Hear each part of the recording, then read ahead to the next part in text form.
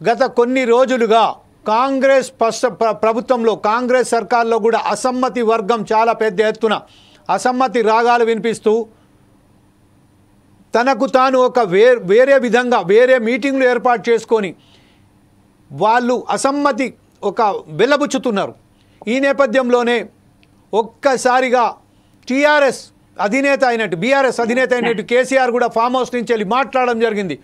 నేను గనుక తలుచుకుంటే అనుకున్నట్టుగా ఆయన ఒక తన స్టైల్లో మళ్ళీ మాట్లాడడం జరిగింది. కానీ గత ప్రభుత్వం కూడా కేంద్ర ప్రభుత్వాన్ని నుంచి వెళ్ళి నిధులు ఇచ్చుకోవడంలో వైఫల్యం జరిగింది. ఈ ప్రభుత్వం కూడా వైఫల్యం జరిగింది. దీని అంతటికి కారణం ఏమంటారు?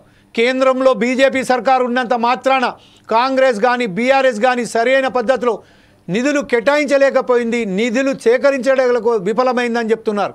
ఈ విషయంపై ఈరోజు వామపక్ష పార్టీలు కూడా చాలా పెద్ద ఎత్తున నిరసన చేపట్టే దశలో ఉన్నారు. కాంగ్రెస్ కూడా నిరసన తెలుపుతున్నది, బీఆర్ఎస్ కూడా నిరసన తెలుపుతున్నది. ఇంతకుముందు చెప్పుకున్నట్టుగా మనము తెలంగాణకు సంబంధించిన అన్ని కంపెనీలు మూతబడ్డాయి.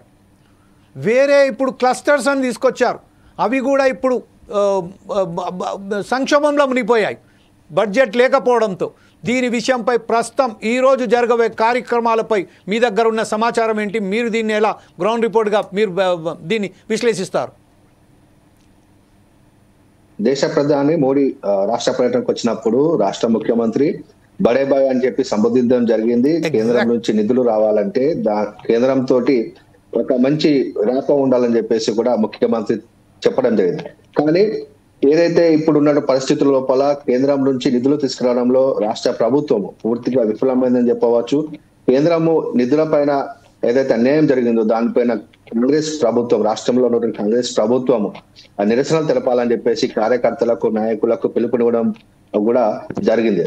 అదే విధంగా ఇంకోటి ఏంటంటే ఇప్పుడు ఏదైతే రాష్ట్రంలో ఉన్నటువంటి ఎమ్మెల్యేలు కానివ్వండి, తర్వాత మంత్రుల యొక్క మధ్య కొంత గ్యాప్ ఏర్పడిందని చెప్పేసి మనం అనుకోవచ్చు. రాష్ట్ర ప్రభుత్వంలో నిధులు లేకపోవడం అనేది చాలా పెద్ద సమస్యగా ఇప్పుడు మనం ఆలోచన చేయాల్సిన విషయం. ఎందుకంటే మంత్రులు వారి యొక్క నియోజకవర్గాలకు మాత్రమే నిధులు కేటాయిస్తా ఉన్నారు, ఎమ్మెల్యేలకు ఎటువంటి ప్రిఫరెన్స్ ఇవ్వడం లేదు. ప్రజల లోపల తీవ్ర వ్యతిరేకత వస్తా ఉన్నది. ప్రజలు మేము గ్రామాలకు వెళ్ళినప్పుడు మమ్మల్ని నిలదీస్తా ఉన్నారు, ఏమైనా మా నిధులు ఏమైనా, మా రోడ్లు ఏమైనా, మా డ్రైనేజీలు ఏమైనా అని చెప్పి అడుగుతా ఉన్నారని చెప్పేసి ఎమ్మెల్యేలు మంత్రులను అడుగుతా ఉంటే మంత్రులు ఏం సమాధానం చెప్పడం లేదు, వారు తప్పించుకు తిరిగేటువంటి ధోరణి అవలంబిస్తున్నారని చెప్పేసి ఎమ్మెల్యేలు వారి యొక్క రహస్య సమావేశం కూడా ఏర్పాటు చేసుకోవడం జరిగింది. ఎందుకంటే నిధులు రాకపోతే ప్రజల్లో తిరగలేము, నియోజకవర్గం లోపల అభివృద్ధి చేయలేము అనేటువంటి విషయం పైన ఎమ్మెల్యేలు తీవ్ర అసంతృప్తితో ఉన్నారు. మంత్రులు తర్వాత వారు ముఖ్యమైన నాయకులు మాత్రమే వారి వారి నియోజకవర్గాల లోపల నిధులు తెచ్చుకుంటూ అభివృద్ధి పనులు శంకుస్థాపనలు చేస్తా ఉన్నారు.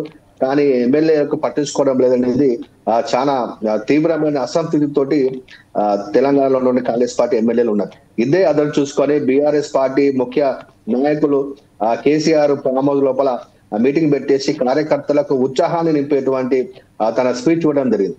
నేను గనక బయటకు వస్తే కాంగ్రెస్ ప్రభుత్వం యొక్క అంతు చూస్తా అని చెప్పేసి వారు అనడము, అదేవిధంగా కార్యకర్తలకు చాలా ఉత్సాహాన్ని నింపుతూ మేమున్నప్పుడు అనేక కార్యక్రమాలు చేపట్టడం జరిగింది, కానీ కాంగ్రెస్ పార్టీ వచ్చిన తర్వాత అన్ని కూడా నిలిచిపోయినాయి అనేసి కేసీఆర్ అనడం చాలా చర్చకు దారితీసింది. కాంగ్రెస్ నుంచి ఎమ్మెల్యేలు బీఆర్ఎస్ కి టచ్ లో ఉన్నారని చెప్పేసి వారు లీకులు ఇవ్వడము, అదేంటంటే రాష్ట్ర ప్రభుత్వాన్ని డిఫెన్స్ లో పెట్టేటువంటి ఆలోచన చేస్తా ఉన్నారు. అటు కేంద్రంలో బీజేపీ నిధులు ఇవ్వకుండా వారు అన్యాయం చేస్తా ఉన్నారు. రాష్ట్రానికి నిధులు రాకపోవడం వల్ల రాష్ట్రం ప్రజల వద్ద ఫెయిల్ అయింది అనేటువంటి ఒక మెసేజ్ పోవాలని చెప్పేసి కేంద్రం ఒక ఆలోచన చేస్తా ఉంది. దీన్ని తిప్పుకొట్టడానికి రాష్ట్ర ప్రభుత్వం ఏం చేస్తారని చెప్పేసి ప్రజలందరూ కూడా చూస్తా ఉన్నారు. రాష్ట్ర ప్రభుత్వం ముఖ్యమంత్రి కానీ, డిప్యూటీ సీఎం కానీ, ఇతర మంత్రులు కానీ ఢిల్లీకి వెళ్లి అనేక మార్లు వాళ్ళు విన్నపాలు చేసుకున్న రాష్ట్రానికి ఎటువంటి నిధులు ఇవ్వకపోవడం అనేది బీజేపీ ప్రభుత్వము, కేంద్రంలో ఉన్న బీజేపీ ప్రభుత్వము కాంగ్రెస్ ప్రతిపక్షాల పైన ఎటువంటి ఉక్కుపాదం మోపుతుందో అనేది స్పష్టంగా తెలుస్తా ఉన్నది. ఇప్పుడు తమిళనాడు కానివ్వండి, తెలంగాణ కానివ్వండి, ఇతర ప్రతిపక్షాలు బీజేపీ ఎన్డీఏ కూటమి అనుబంధంగా లేనటువంటి ప్రభుత్వాల పైన వీరు బీజేపీ ప్రభుత్వము నిధులు కేటాయించకుండా వారికి ఇబ్బందులకు గురి చేస్తా ఉన్నది. దాని ద్వారా ప్రజల్లో తీవ్ర వ్యతిరేకత ప్రారంభమై బీజేపీ అక్కడ పుంజుకోవాలనేటువంటి ఆలోచన బీజేపీ కేంద్ర ప్రభుత్వం చేస్తా ఉన్నట్టు తెలుస్తా ఉన్నది. రైట్ ప్రసన్న, ఇంకొకసారి మీ వద్ద వస్తాం.